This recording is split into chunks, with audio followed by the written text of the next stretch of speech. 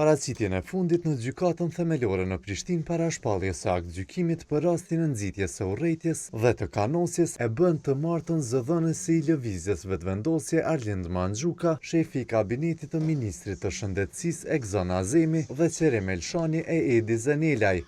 Në këtë rast, Mandxhuka e Azemi akuzohen për nxitje të urrëties, ndërsa Elshani e Zenelaj për kanosje ndaj ish prokurorit special Afrem Shefkiu dhe gjyqtarit Mentor Bajraktari.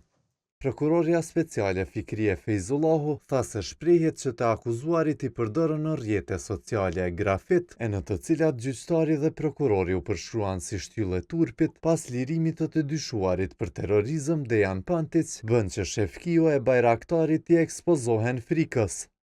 Ky sinkronizim i veprimeve realisht në një mënyrë të drejt për drejt ose të tërthar ka qenë e drejtuar në lëndim të institucioneve për nga kanë ardhur të dëmtuarit në përgjithësi e në veçanti.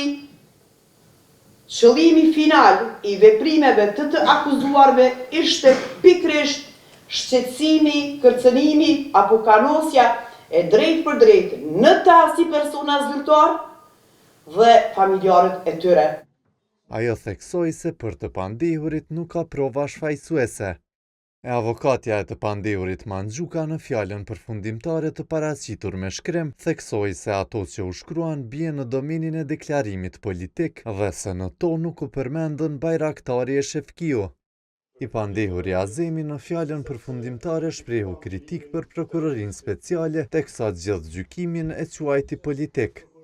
Ne po akuzohemi pse folëm se u lirua Pantić,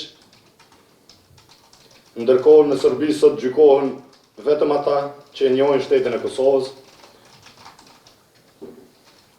ata që bashkëpunojnë me institucionet tona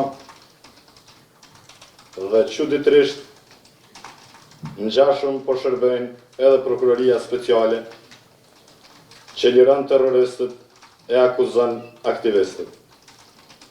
Prandaj normalisht se duhet pyesim vallë për kë punon kjo prokurori.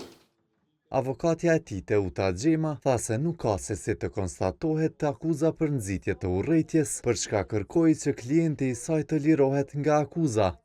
Këtë kërkesë patën edhe avokatët e të akuzuarve Elshani e Zenelaj.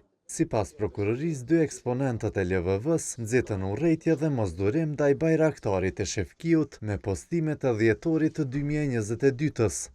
Azemi pati shpërndar citatin "Tradhtarët plumbin e kanë hak", e Mandxhuka shkroi se ky akt lirim është akt tradhti, kur ndaj Pantićit u ndryshua masa e sigurisë nga paraburgimi në arrest shtëpiak. Elshani akuzohet se kanosi prokurorin e gjyqtarin duke shkruar se atyre duhet u hidhet bombë në gojë, e Zenelaj se bëri grafit me emrat e tyre duke i kualifikuar si shtyllë turpe.